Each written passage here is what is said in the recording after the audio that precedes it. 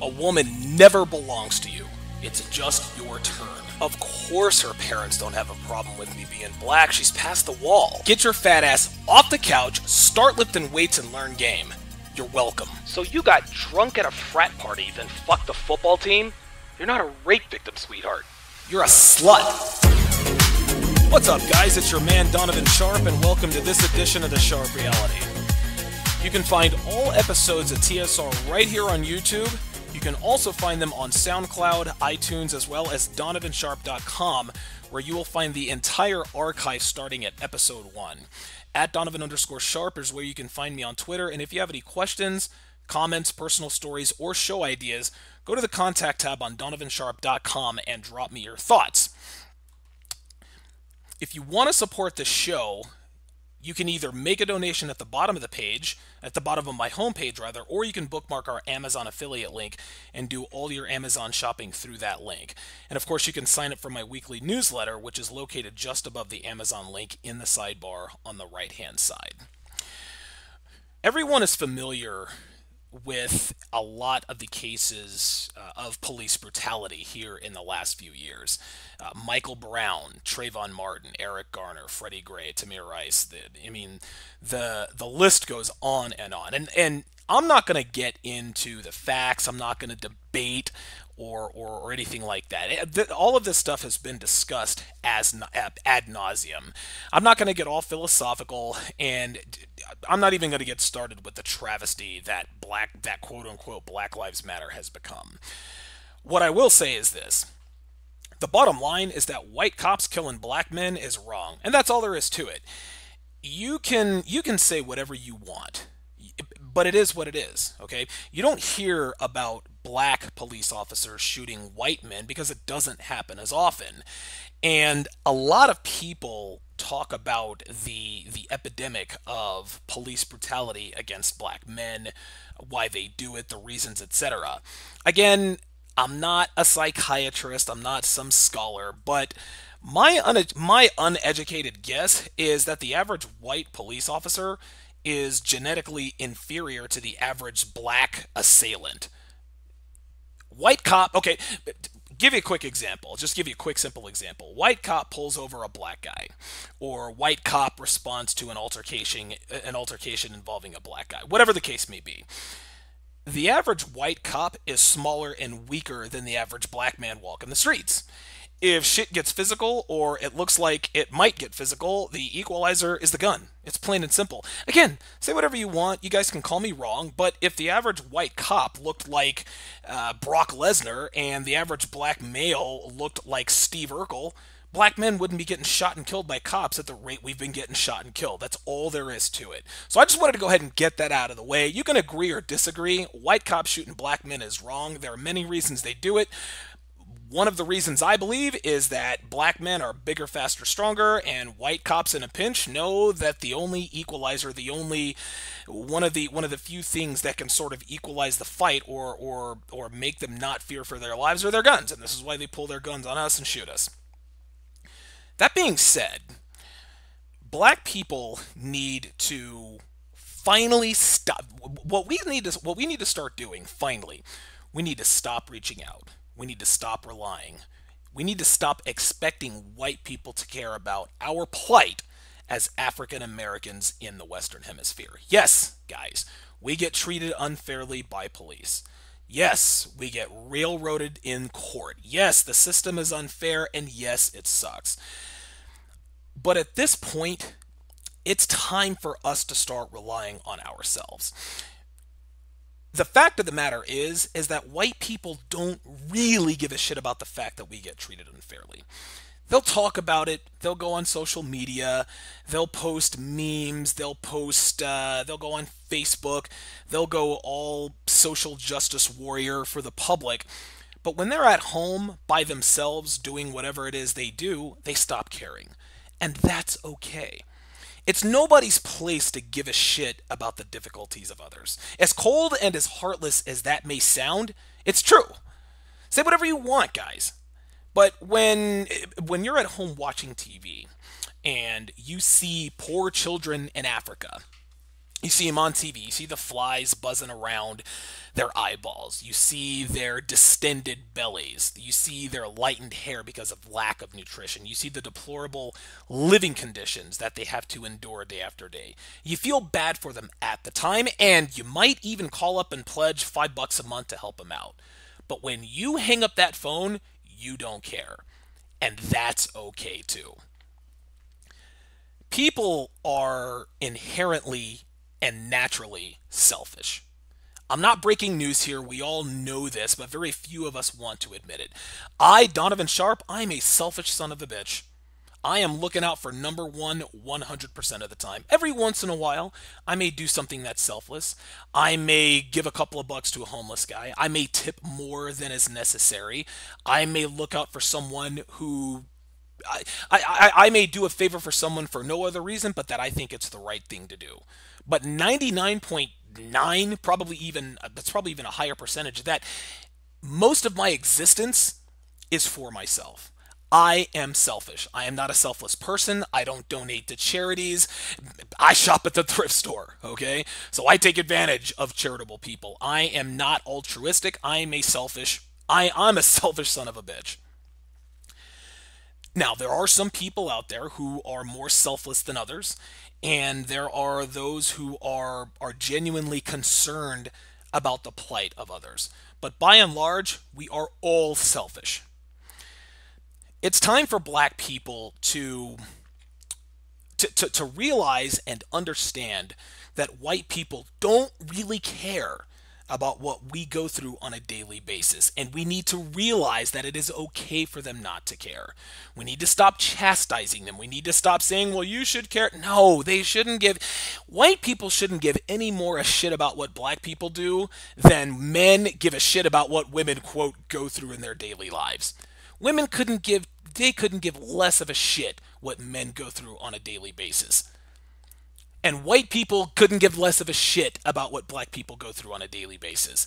And it's okay in both cases. So now we come to the question, well, what can we do to stop this? What can we do to change this? What can we do to, what can we as black people do to stop or change being treated unfairly and getting shot by cops? My answer to that question is I don't know. Okay, I don't have the answers, guys. We've tried everything. We've tried protests, we've tried marches, we've tried everything. Black dudes are still getting shot by white cops, and at this point, there's no reason to believe that it's going to slow up anytime soon. You can call it apathetic, you can call it a defeatist attitude. Listen, I'm just keeping it real. This is what's going on, and we need to wrap our minds around the fact that at this point, it's probably not going to change anytime soon. I'm not a community leader, obviously. I'm certainly not an activist. I wouldn't even know where to start if I did have the answers. If I had the magic elixir to cure this particular problem in America, I wouldn't know where to start. What I do know is that if I control my controllables, I myself, Donovan Sharp, I will reduce my odds of a potentially deadly altercation with law enforcement.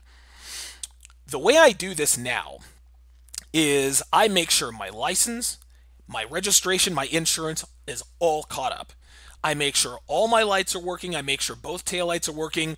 Listen, guys, this is what I do.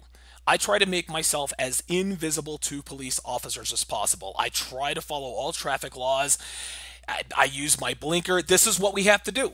I make sure my vehicle is in perfect working order because, again, based on personal experience, guys, I know that as a black man, cops are looking for any reason at all to pull me over. Anything at all. It's happened before, and I'll get to a few short stories there.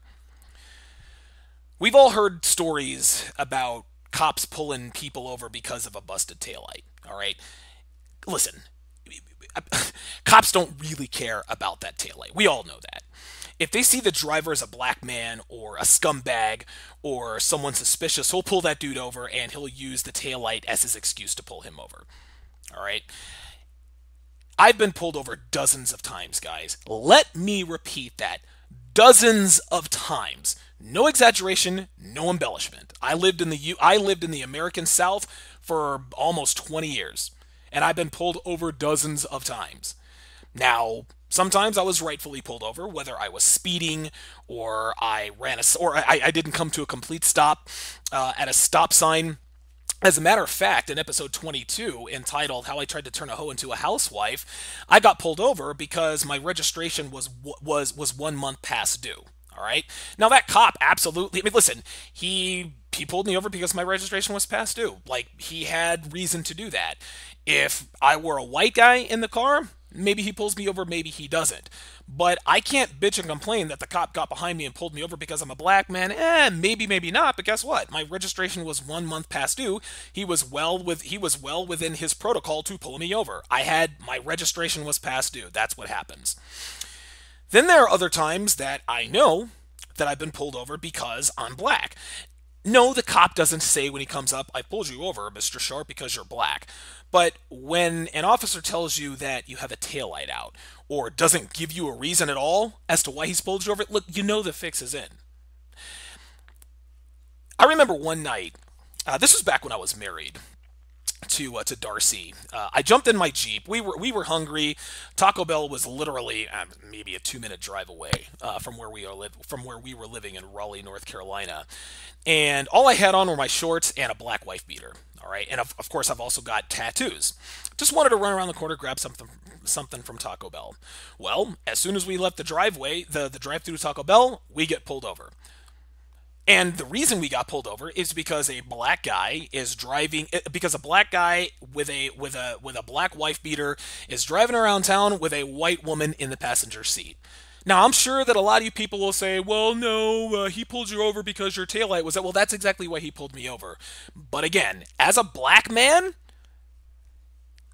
I know that me being black was more of a motivation for that white cop to pull me over. Again, say whatever you want. You can deny it. And listen, if you're a white guy and you're denying that, that's fine. Again, you don't have to care about the plight of black men in this country. But you're not going to tell me that I'm wrong for thinking what I do when it's happened to me so many times.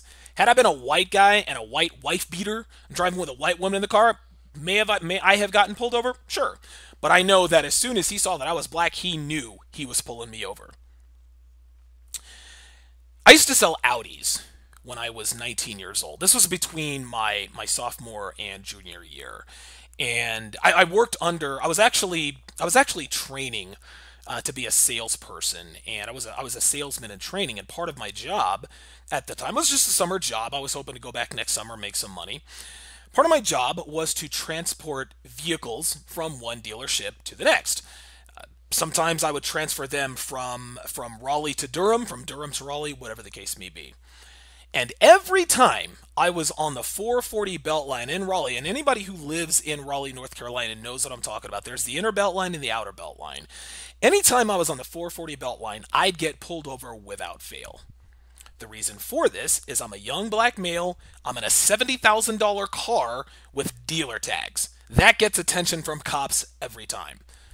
I had never seen a white person get pulled over in dealer tags, ever. I'm sure they've been pulled over, but I had never seen it with my own two eyes. And man, I must have got pulled over no less than a half dozen times. This is what happens. This is our plight. All right? It's not right, but that's how it is. And at some point, I just had to accept the fact that I was going to get pulled over. And so, I think the second or third time it happened, I started to make a game of it. So of course, it's the routine traffic stop. He pulls me over, license, registration, blah blah blah blah blah. Then the cop would ask, "Does this car belong to you?" And I would say, "No, sir, it does not." And I would sit there and look at him and look at his reaction. And he would say, "Well, whose car is it?" "Yeah, it's XYZ Audi out there on Capitol Boulevard, as you can see on the tag." And I knew he saw the tag. Maybe he did, maybe he didn't. But he pulled me over because I was a black man. I could bitch and complain and moan about it, but that's how it is. And at the end, and of course everything checks out. At the end of every traffic stop, I would actually say to the officer, "Hey, how's your credit? If you're looking for a vehicle, here's my card. Come see me. I'm at XYZ Audi on Capitol Boulevard. I'll see you, if you come in, I'll be more than happy to, to take you for a test drive." I had to make light of the situation. If I'm going to get harassed by the Raleigh Police Department, I figured, you know what? I may as well try to make a sale out of it. Now, I never made a sale, but I'll tell you what, It made it much less anxious for me, and I even got a laugh out of a couple of the cops. So what I do to avoid these run-ins is I make sure, like I said, that I am buttoned up. I make sure my car works. I make sure that there's nothing crazy coming out of my exhaust.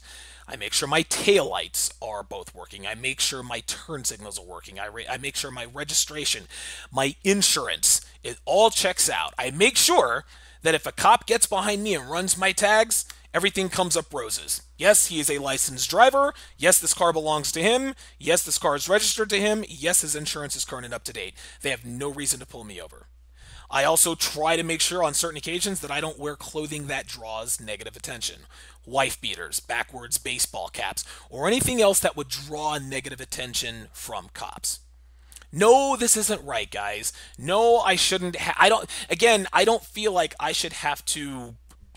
I feel like I could. I feel like I should be able to just jump in my car, and go where I want to go. And the fact that I'm a licensed driver should shield me from said harassment. But guess what, guys? I said it before and I'll say it again. This is how it is. It's not right. It's not right that we and I get whew, I mean my hands start to get hot. I start to get angry thinking about this stuff, but you, we can get as angry as we want, but we have to understand and trust me, trust and believe, guys. I get pissed off every time this happens. But we as black men, we have to think to ourselves. It's not right that we have to think to ourselves, okay, how do I not get shot when we get pulled over? Or say to ourselves, how can I draw less attention to myself before getting in my car to drive? Okay? But that's not how it is. I can be pissed off about it, but at this point, we've tried everything. There's nothing we can do about it. I wish it was different, but it's not. That's the reality. And I'll tell you another quick story while I'm thinking about it. Just a few weeks ago, me and a buddy of mine, another black guy, we're driving around in the in the downtown area of the city that I'm living in. I'm in the driver's seat. He's in the passenger seat. We're just driving along, just down one of the side roads. And we passed by a cop going in the other direction. All of a sudden, he swerves around. He turns on the sirens, and he immediately gets behind me and pulls me over. Me and my friend look at each other. We're like, dude, like what the hell? Like we're in an area where we're clearly going below the speed limit. There was a lot of traffic. I think the speed limit was like 30 miles an hour. This guy decided to get behind us. This guy wrote me a ticket for having an improper license plate on the front of my car. I live in the state of Nevada, and in the state of Nevada, it is required that you have a license plate on the front of your car and on the back of your car. Well, of course, I had a license plate on the back of my car, but on the front of my car, I had one of the I had one of those novelty European license plates. I drive a late mod. I drive a really nice late model car, and it's a black car. And I had one of those. I just had one of those. I got it from a friend of mine in Vegas. It's a custom license plate, something you might see in Germany or in Europe, just to give my car a little bit more pizzazz, I guess, as a conversation starter with the ladies, whatever the case may be. Guys, I have driven around in the state of Nevada, both in Reno and in Las Vegas. And about half the cars have license plates on the front of their cars, and half the cars do not. And I don't know if any of these particular vehicles have ever been pulled over. But I know at that point, the reaction of that police officer swerving around and acting like we had guns and weapons and all this other kind of stuff in the car, that's uncalled for. I wasn't breaking any laws. What he saw were two black men in a shiny late model automobile cruising down the street, and he decided to pull me over and give me a hard time about it. Because I had a novelty license plate on the front of my car rather than a state of Nevada issued license plate. Meanwhile, there are cars steady driving by us. Half of them have license plates on the front, half of them don't. But he decided to single us out. To wrap this up, I'll go ahead and give the red pill angle to this. Of course, we all know there's always a red pill angle to anything we talk about these days. And that is what should be and what actually is are two very, very different things. We as black men shouldn't be fearful of our lives when we get pulled over at a routine traffic stop. Okay? Women should reward men for being good to them. Women should be attracted to kind, respectful men. Men should treat women with respect. Men should be looking for wives. But we know that's not even close to true. We all know, anybody, if you're listening to this podcast right now, you already know that we are in a fucked up state of affairs in 2017 in terms of the sexual marketplace, dating, relationships, marriage, and we accept that fact. So as men, we learn game, we learn how to navigate the sexual marketplace as it is. So we are playing the hand we're dealt. Women can talk shit about, oh man, all they do is fuck us and chuck us and this and that and the other. Well, guess what? If you guys are going to be sluts, if you guys are going to put off marriage until you're in your 40s, then listen, we're playing the hand we're dealt. The environment has changed. We are adapting to the environment. It's the same with the racial tension between black men and the law enforcement community. And that includes, oh my God, this includes from the cops all the way to the DAs and judges. And I'll tell you, oh my God, I'll tell you another quick story. Back in 2000, once again, I'm living in North Carolina. I used to work at the mall, and I had two other roommates. We had a 3-bedroom apartment. And my two roommates ended up ditching on me, I guess, because for whatever reason they couldn't afford the apartment. No problem. I got another apartment. The people at the apartment complex, they understood. So years later, I'm working in Research Triangle Park, right out there in Morrisville, North Carolina. And I get a call at my desk. I have a good job. I get a call at my desk from the Cary Police Department. Okay, so I pick up the phone, and it's a guy named I don't want to say his name because I don't want to cause anything. But he said, yes, he said, yeah, Donovan, this is Detective so-and-so. We need you to come down to the police station. It's quite important. And so I said, okay, well, what's going on? He said, well, we have a warrant out for your arrest. I said, a warrant out for my arrest for what? He said, identity fraud. So I go down, paid my bail, bonded out or whatever. I was still married at the time. Turns out that one of my roommates accused me of getting cable in his name. So my attorney found out that he told police, I think he was living in Charlotte at the time, and he, I guess, tried to finance a boat or some sort of jet ski or something, and they wouldn't let him do it because Time Warner Cable had put a negative mark on his credit report. And so what he did is he went to the police and he told them, no, that's not me, and so he had to fill out a police report, and they issued a warrant out for my arrest. He told the Cary Police Department, guys, and dude, my hand to the fucking man, this is 100% true. He told the Cary Police Department that we were never roommates and that he lived next door and that I somehow obtained his social security number and got cable in his name. Now, the cable was in his name, but that was because that's what we agreed on. He put the cable in his name, not because he lived next door, it was because he was my roommate. And he did so of his own free will and volition. I didn't steal anybody's identity. So I told my attorney, I said, well, that's not true. We were roommates. And so all my attorney did was go to the apartment complex that we used to live in. He obtained the lease, and there was his name on the lease. And so it was automatically disproved that he and I weren't roommates. It was clear that we were roommates. So the judge immediately dismissed the case. That's it, case dismissed. So $700 later for an attorney and to get bonded out, now I'm exonerated. Okay? Case dismissed. Well, I called up the Cary Police Department and I said, hey, look, someone filed a false police report against me. So I took my file down there and I gave them all the paperwork and told them everything I just told you guys. Well, about a week later, they called me up and it's the same detective. He said, yeah, Donovan, this is Detective so-and-so. Yeah, we've determined that there's not enough evidence to go after Mr. So-and-so for a false police report. This is what I'm talking about, guys. This is what I'm talking about. You guys can call, listen, I am not a social justice warrior. I am as pro accountability as anybody out there. If you get pulled over by the cops and you get out and start trying to fight them, guess what? They have the right to beat your ass. If you brandish a gun at a cop, they have the right to put you down. This is how it works. But black men in this country, this is what we go through. And people would say, well, Donovan, you didn't get prosecuted. Yeah, really? Well, what about the money I paid to my attorney to get me out of that particular situation? What about the 45 minutes? What about the arrest that's now permanently on my record? What about that? What about the time that I had to miss from work to go and answer to these charges? This is what we have to deal with. Police officers shouldn't be shooting us, okay? Black men like myself, we should get a fair shake in courts.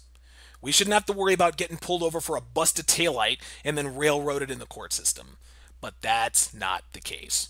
And at the end of the day, we as black men, we need to play the hand we're dealt and understand at this point that it is on us and nobody else to reduce our odds of these things happening to us. Yes, change is possible and it's definitely needed. But at this point, I have very little reason to believe it's going to happen in my lifetime. So in the meantime, all I can do is make sure all my I's are dotted and all my T's are crossed, and I would strongly advise black men to do the same. It's a hell of a lot more effective than bitching and complaining about an obvious problem in this country that's not going away. That does it for this episode of TSR. Be sure to visit donovansharp.com anytime to listen to all podcast episodes and check out other content. Also be sure to visit returnofkings.com as well as negromanosphere.com to check out my articles on those two sites. Thanks for listening, guys. Talk to you next time.